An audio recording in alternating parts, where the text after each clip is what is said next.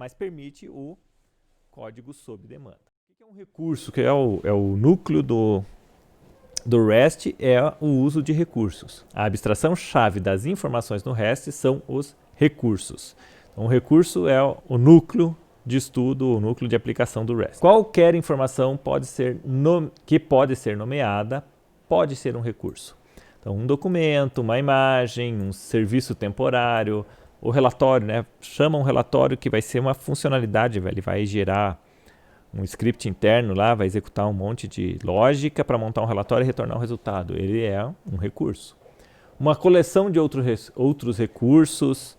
Então, eu quero a lista de clientes. Ah, é um relatório a lista de clientes, professor? Não. Eu posso ter uma coleção.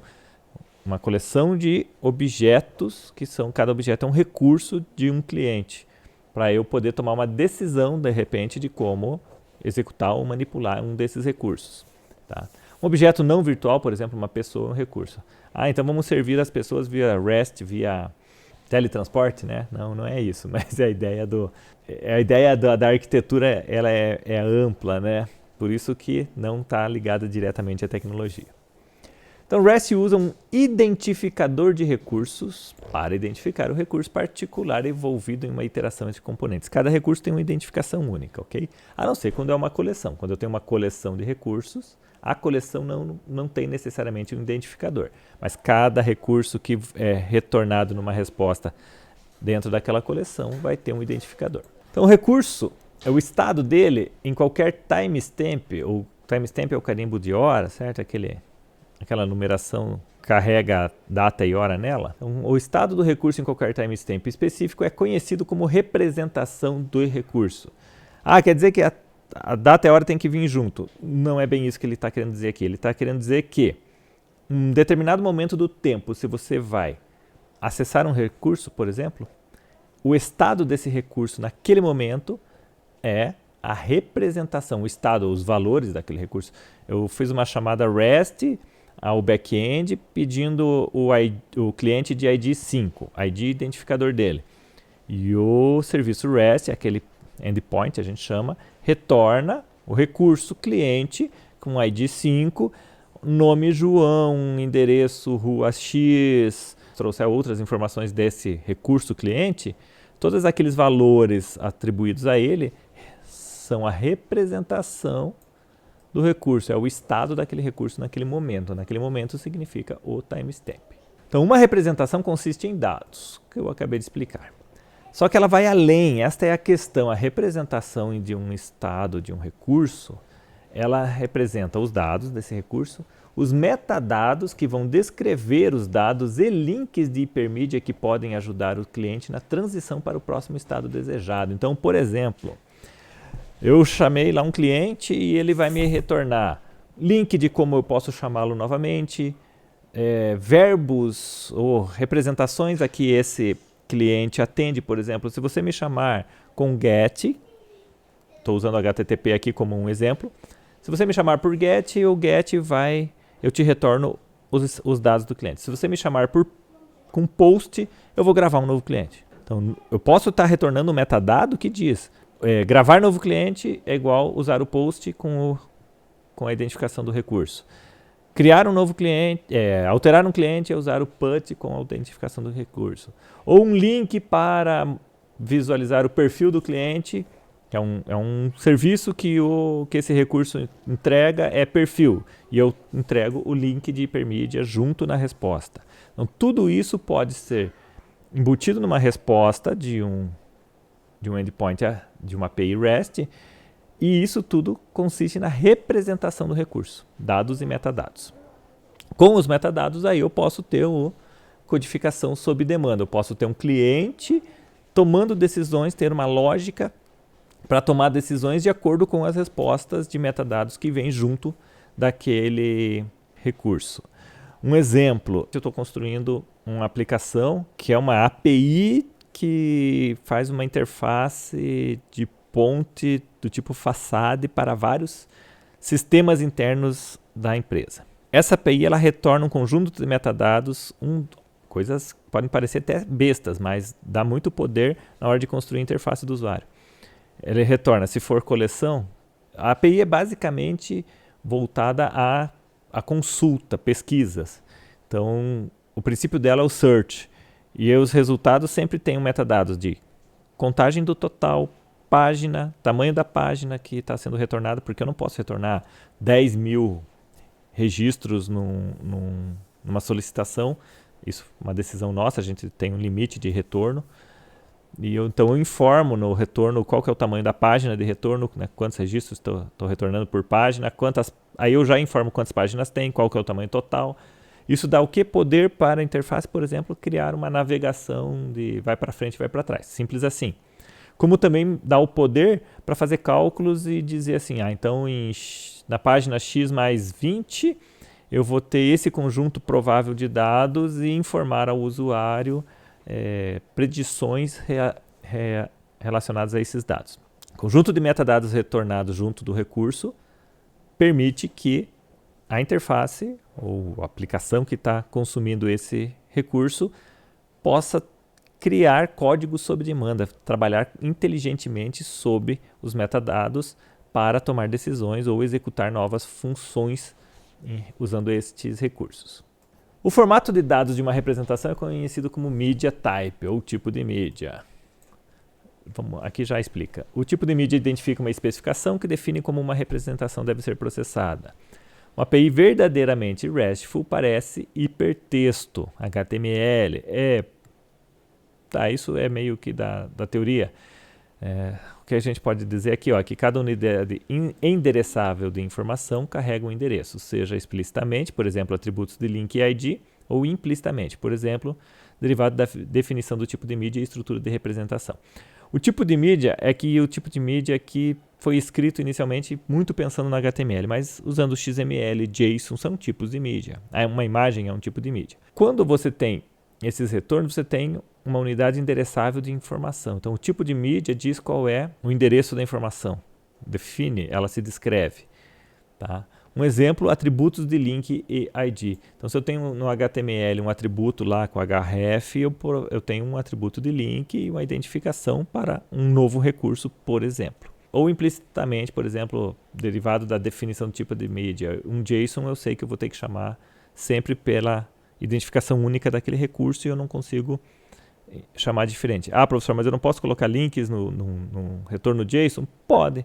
Aí depende de como que você definiu a tua estrutura de retorno, mas tem uma estrutura chamada JSON API que define como que links de navegação, por exemplo, são representados e retornados nas requisições. Então, essa estrutura de representação baseada no tipo de mídia vai te permitir construir uma aplicação que consuma os recursos adequadamente. Deixa eu dar um outro exemplo, talvez fique mais claro. Se a tua aplicação é mobile, por exemplo, né, e ela está esperando um retorno XML e ela pede e volta JSON, dá pau. Simples assim, né? Como é que você não consegue trabalhar a representação estrutural de XML, do JSON como se fosse XML e vice-versa. Então é mais ou menos isso que está descrevendo aqui. Além do endereçamento, tem a questão da estrutura mesmo. Que tipo de estrutura eu estou? É muito comum, por exemplo, definir o tipo da estrutura no final do endereço. Tem o endereço de um cliente, por exemplo, /5, que é o ID dele, .json. Se a API REST permite esse endereçamento do tipo de mídia, e ela responde por vários tipos, ótimo. Também posso colocar em alguns momentos, se eu estou usando HTTP para consumir o REST, mandar no cabeçalho o tipo de mídia aceito. Isso é mais comum ainda. Mas tudo depende de como que a interface do outro lado da aplicação API foi construída. Então, segundo Roy Fielding, realmente, como é que ele escreveu o que significa um recurso, o que é um recurso. Ele escreveu que hipertexto ou hipermídia significa a apresentação simultânea de informações e controles de tal forma que a informação se torna o recurso através do qual o usuário ou autômato obtém escolhas e seleciona ações. Então, baseado no resultado de uma requisição, o usuário ou o autômato, o sistema cliente que está consumindo aquele recurso, ele vai ter uma lista de escolhas e vai definir qual ação ele quer tomar. eu posso, por exemplo, ter um recurso que retorna a descrição de todos os serviços de uma API. E isso servir de base para, por exemplo, montar um menu para o usuário clicar. E daí, a partir desse menu, a aplicação cliente manda executar aquele recurso específico, fazer uma chamada naquele recurso específico, por exemplo. Lembre-se que o hipertexto não precisa ser HTML, ou XML, ou JSON em um navegador. Ele pode ser, eu estou citando várias vezes, uma aplicação mobile que não é um navegador e que fica conversando com um back-end em REST. As máquinas podem seguir links quando entendem o formato dos dados e os tipos de relacionamento. Também, de repente, eu tenho um retorno que é um 404. Vamos falar do 404, que é o recurso não encontrado, não disponível. Então, se a minha aplicação mobile consegue seguir um 404, consegue. Ela conseguiria seguir e tomar uma decisão de mostrar uma tela, uma informação ao usuário dizendo esse recurso não existe no serviço que você solicitou. Ou, no navegador é comum, se vem uma resposta 301, a gente vai falar isso em nos códigos HTTP, da implementação do REST sobre HTTP em uma outra aula. Mas se vem um código 301 como uma resposta do recurso, que é um redirecionamento, e provavelmente vai vir o link de para onde aquele recurso está sendo apontado agora. Se mudou o endereçamento daquele recurso, o navegador, por exemplo, ele segue isso, ele já, de forma transparente para o usuário, ele automaticamente refaz a solicitação para esse novo link. No mobile isso não acontece, professor. Pode acontecer, né? Quando ele diz as máquinas seguem, dependendo da inteligência da máquina, você pode implementar nessa tua aplicação mobile, por exemplo, uma forma de responder ao 301 diferente do navegador, mas ainda assim seguir esse link. Poderia, de repente, criar um cachê na tua aplicação dizendo nem chame mais o endereço antigo, chame o novo. O navegador faz isso. Então, além disso, as representações de recursos devem ser autodescritivas. O cliente não precisa saber se um recurso é um funcionário ou um dispositivo, ou um /cliente lá. Ele deve agir com base no tipo de mídia associado ao recurso. O cliente de uma aplicação REST tem que entender a estrutura do retorno, se é JSON, se é XML, se é HTML e assim por diante. Portanto, na prática, você acabará criando muitos tipos de mídia personalizados, normalmente um tipo de mídia associado a um recurso. Como é que eu represento um cliente ou um funcionário ou um dispositivo na minha aplicação REST? Eu represento por JSON e os campos são esses. Então, o meu cliente vai ter que saber conversar com esse tipo de mídia. Professor, mas você acabou de falar que ele não precisa saber se é um funcionário, um dispositivo ou um cliente. Não, ele não precisa saber o teor desse conteúdo, mas ele tem que entender o tipo de mídia e toda a sua estrutura. Senão, como é que tua aplicação vai trabalhar? Porém, a gente sabe que com XML e JSON eu consigo trabalhar de forma generalista e pegar nome de campo e interface e, por exemplo, criar CRUDs de acordo com o retorno que eu tenho de uma API REST, se vem um cliente, se vem um funcionário, e você construir uma aplicação que lê esses recursos de forma bem generalista, ele não vai realmente se ater a questões porque é cliente ou porque é funcionário. Ele vai pegar e interpretar aquela estrutura, montar uma tela, permitir que você digite dados, manda salvar, você já vai ter o link associado àquele recurso, a tua aplicação cliente vai disparar naquele recurso com aquelas informações que você acabou de alterar, por exemplo. Aqui, de novo, o Roy falando, cada tipo de mídia define um modelo de processamento padrão. Por exemplo, HTML. Então, se o cliente que você está construindo, que a tua aplicação espera HTML, você vai ter um processo de renderização para hipertexto, porque é isso que o HTML é. Ele define uma página para ser renderizada. E o comportamento do navegador, por exemplo, se for o cliente sendo usado nessa API REST, vai executar em torno de cada elemento. Então, não tem relação com os métodos de recurso get, put, post ou delete, não importa o método. Além do fato de que alguns elementos de tipo de mídia definirão um modelo de processamento que funciona como, por exemplo, elementos âncora com um atributo href criam um link de hipertexto que, quando selecionado, quando você clica num link de uma página na internet, invoca uma solicitação de recuperação do tipo get. Nessa URI, que eu respondo é o atributo href codificado por Sidera. Então, quando você está trabalhando com o tipo de mídia, ele vai ter um processamento padrão do retorno, mas ele não vai ter uma relação direta com o método do recurso, de como foi solicitado o recurso. Eu tenho um retorno que só é solicitado por post, ou por get, ou por put. Não. Você quer que uma ação aconteça do lado no recurso quando você usa um método. Mas o recurso em si, que é o retorno, que é a resposta dada, está relacionada a um processo. Por fim, a última etapa aqui da nossa aula, o que são métodos de recursos? O que são esses métodos que a gente está falando? Estão os métodos de recursos a serem usados para realizar a transição desejada. O que é a transição mesmo? É a recuperação, a alteração, inclusão de um novo recurso. Ou alteração de um recurso existente, quer dizer, mudança de estado. Um grande número de pessoas relaciona incorretamente. Não é certo relacionar os métodos de recursos aos métodos ou verbos HTTP. Os métodos de recursos não têm uma ligação direta com os verbos HTTP. Eu estou falando da teoria de REST. Professor, mas a gente utiliza a internet e o protocolo HTTP para fazer o consumo de aplicações REST. E a API REST foi construindo, respondendo a esses métodos. Tudo bem, esta é a construção, essa é a implementação da teoria, do conceito. Por isso, é um detalhe aqui, né? Mas a gente está falando agora do conceito REST e não da implementação REST. Então o Ray Fielding nunca mencionou qualquer recomendação sobre qual método a ser usado, qual método ou qual verbo deve ser usado em qual condição.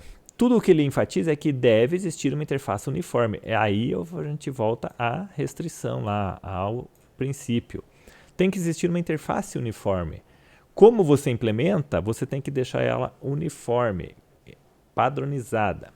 Então, se você decidir que o HTTP post, se você está implementando sobre HTTP a tua API, e você diz que o método post do HTTP será utilizado para atualizar um recurso, e normalmente as pessoas usam o método put para atualização, mas você define na tua API que post é o método que atualiza um recurso, beleza, está tudo bem, a interface será RESTful. Por quê?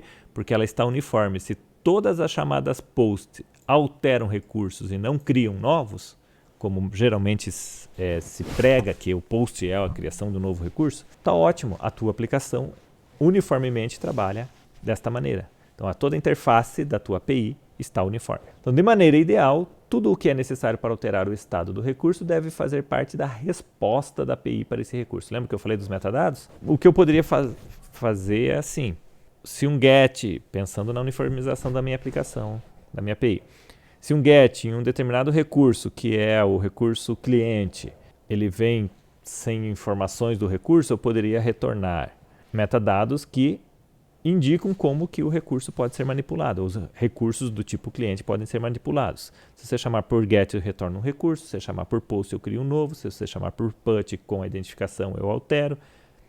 Eu altero inteiro. Por patch, eu altero só a parte que vier. Okay? Então, se essa informação vier como metadado, a tua aplicação de cliente pode tomar essas decisões baseado na informação necessária para a alteração desse estado de recurso. Tá? Então, inclui os métodos e em que estado deixarão a apresentação após sua chamada. O post é um store, o put é um alter, um delete é um delete, e assim por diante. Então, segundo Ray Fielding ainda, métodos de recurso em uma API REST deve ser inserida sem nenhum conhecimento prévio além do URI inicial. Então, além do URI inicial, ou marcador. E conjunto de tipos de mídias padronizados que são apropriados para o público-alvo, ou seja, deve ser entendido por qualquer cliente que possa usar a API. Você desenvolveu um cliente esperando o consumo de uma API que retorna um tipo de mídia JSON. Teoricamente, o teu cliente não precisa conhecer nada senão o URI inicial, que é a base do recurso. Por exemplo, eu só preciso saber que para eu manipular clientes, o URI inicial é www.apirest.com/cliente. Mas eu queria o cliente 5. Aí eu sei que eu uso /5, que é o identificador. Eu queria todos os clientes. Aí eu sei que eu uso clientes no plural e ele me retorna a coleção de clientes. Mas eu queria o retorno da coleção de clientes retorna só 10 clientes. Mas eu sei que se eu passar um parâmetro page size igual a 20, ele vai transformar o retorno em 20 por vez. e assim por diante. Então eu só preciso conhecer a base, ou o URL, o RI inicial, que é o marcador do recurso. A partir desse ponto, daquele, como eu expliquei agora, a partir do barra cliente, por exemplo, todas as transições de estado do aplicativo para aquele recurso devem ser conduzidas pela seleção do cliente, da aplicação cliente, de opções fornecidas pelo servidor que estão presentes nas representações recebidas ou implícitas pela manipulação do usuário dessas representações. Traduzindo, a partir do ponto que eu sei qual é a URI base de um determinado recurso, a aplicação cliente tem que ser capaz de saber quais são os métodos possíveis de serem utilizados para alterar o estado daquele recurso, recuperar, criar novo, atualizar, excluir, executar uma outra funcionalidade em cima do recurso. Tá? E isso deve ser feito via programável automática pelo cliente ou pelo usuário que está usando aquele cliente. Professor, então se eu tenho uma tela de cadastro fornecedor, a aplicação não tem que saber a aplicação cliente, mobile ou web? Tem que saber que a URI vai até o barra fornecedor. O que não precisa saber é que o 5 é o do João, porque daí tem que ser autômato, tem que ser automático, certo? Tem que ser um conjunto de fors e ifs que pega a parte generalizada, que é a representação de qualquer fornecedor com os campos determinados para aquela estrutura de fornecedor. As transições podem ser determinadas ou limitadas pelo conhecimento do cliente, da aplicação cliente, de tipos de mídia e mecanismos de comunicação de recursos, ambos os quais podem ser melhorados em tempo real. Por exemplo, o código sob demanda, como eu já expliquei. Então, as transições podem ser determinadas ou limitadas pelo conhecimento do cliente dos tipos de mídia. Se o teu cliente não sabe manipular XML, não adianta você ficar respondendo XML ou vice-versa, né? Apesar dele falar do cliente, não adianta o teu cliente ficar pedindo JSON se tua API só responde XML. Ou não adianta aqui eu estou falando do formato da estruturação do formato de dados, mas a estrutura de maneira mais completa do recurso. Não adianta você responder para o cliente fornecedor e passar os 80 campos do fornecedor se a única coisa que o cliente usa é nome e endereço do fornecedor, porque ele é só um catálogo de contato. Então poderia ser determinado ou limitado essas transições. Por exemplo, o cliente poderia pedir explicitamente: eu quero recuperar os dados do cliente 5 ou do fornecedor 5, mas só me traga nome e endereço. Informar isso à API para que ela retorne somente o que o cliente conhece. Okay? Quando ele fala que ambos os quais podem ser melhorados em tempo real, depende da aplicação cliente, se ela tem a condição de aprender a utilizar os dados na estrutura de retorno daquele recurso. A falha aqui implica que a informação fora do escopo está conduzindo a interação em vez de hipertexto.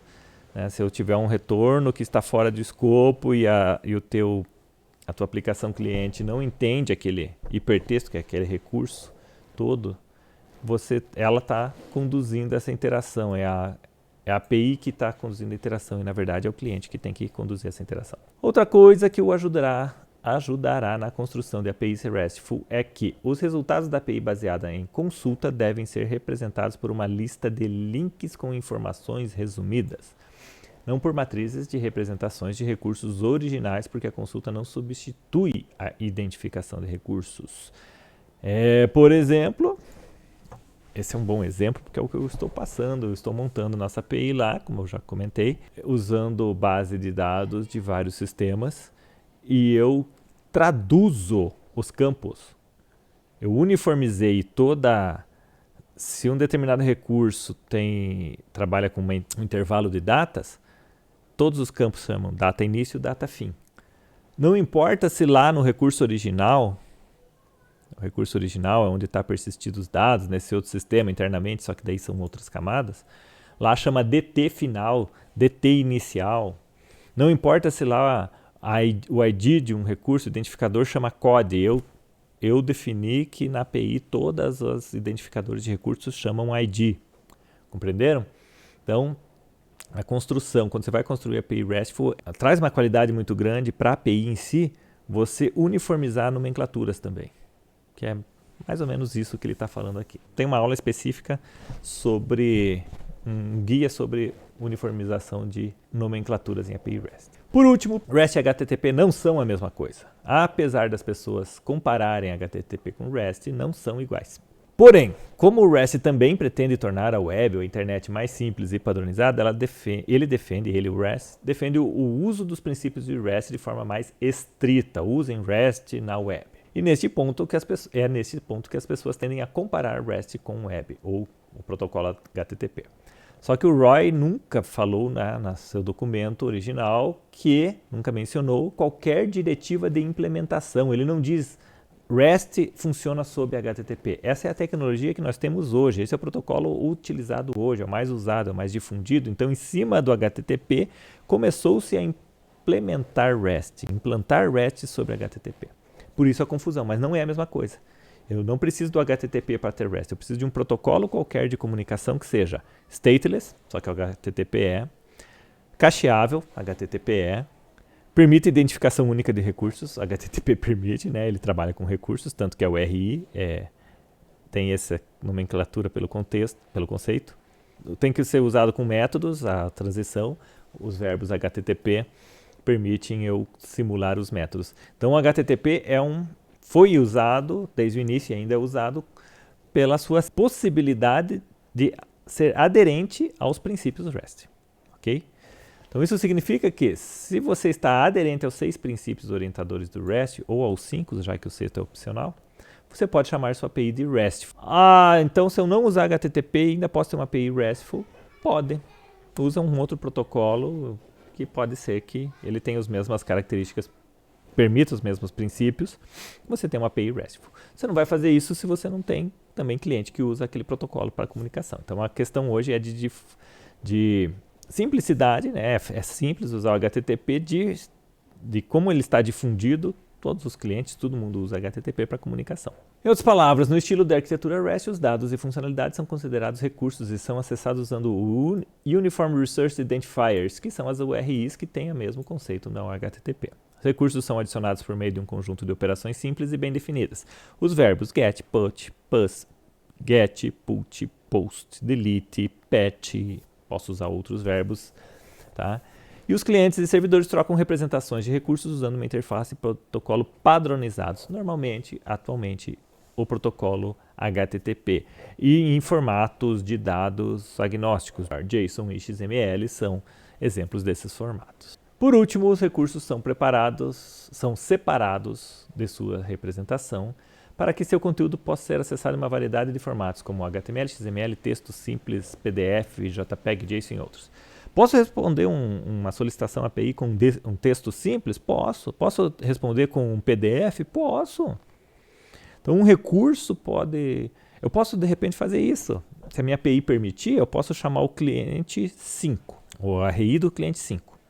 Mas se eu passei uma informação dizendo assim, me retorne no formato, no tipo de mídia PDF, lá a API pode tomar a decisão de montar um PDF que é a ficha do cliente, que é uma representação diferente do que seria do JSON, mas é um formato aceito e é uma representação aceita. Então, os recursos em si, os dados, são separados da sua representação. Metadados sobre os recursos estão disponíveis e são usados, por exemplo, para controlar o cachê, detectar erros de transmissão, negociar o formato de representação apropriado, como eu falei, me retorne PDF ou me retorne JSON, e executar, por exemplo, a autenticação ou controle de acesso. Eu, cliente, minha interface de usuário cliente, provavelmente tem que passar informações sobre o cliente, sobre o usuário e senha, um token, para ter uma autenticação. Por quê? Porque vai estar acessando recursos restritos para um conjunto de usuários, por exemplo. Então, tudo isso é trafegado pelas APIs. E o mais importante, toda interação não mantém estado. Cada nova solicitação passa-se um novo token, passa-se a informação. Não fica passando usuário e senha, se eu for falar de autenticação, tá? De maneira geral, por exemplo, uma forma na autenticação, o cliente diz, usuário e senha são esses. Por favor, né, sobre HTTPS, que é o HTTP com segurança criptografada. E o cliente, o servidor daí faz o quê? devolve um token. Então a nossa sessão você usa esse token e o cliente guarda o token e toda nova requisição passa o token. Tem que ter técnicas e estratégias aí também para que o cliente não seja invadido, atacado e o token seja roubado. Posso fazer alteração de token a cada minuto. Tem uma série de estratégias que não cabem hoje aqui. Para falar exclusivamente de segurança de acesso a APIs, mas que está muito mais relacionado à tecnologia do que ao conceito REST. Para fechar a nossa aula teórica sobre REST de hoje, então, todos esses princípios ajudam os aplicativos RESTful a serem simples, leves e rápidos e ajudam mesmo. Tá? Realmente o conceito REST é bem legal, é muito mais leve que SOAP, que usar SOAP para serviços web, por exemplo. A SOAP é bem mais pesado do que é o REST, e ainda tem muito Web Services SOAP, mas pelo simples fato que XML é mais pesado, já um conjunto maior de dados a ser trafegado, porque ele é mais verborrágico na hora de representar o dado, o parseamento dele, o processamento de XML é mais pesado que JSON. Isso permite que... Mas aí que tá, o REST é tão flexível que permite eu trabalhar com XML, JSON, PDF, texto simples, tudo de acordo com o contexto de ambos os lados, cliente e aplicação back-end. Então esta aula fica por aqui hoje, que é a parte teórica. Próximas aulas, modelagem de APIs, usando boas práticas, REST e estratégias, e a construção de uma aplicação usando Laravel com os conceitos REST, construir uma API Laravel para ser consumida por qualquer cliente.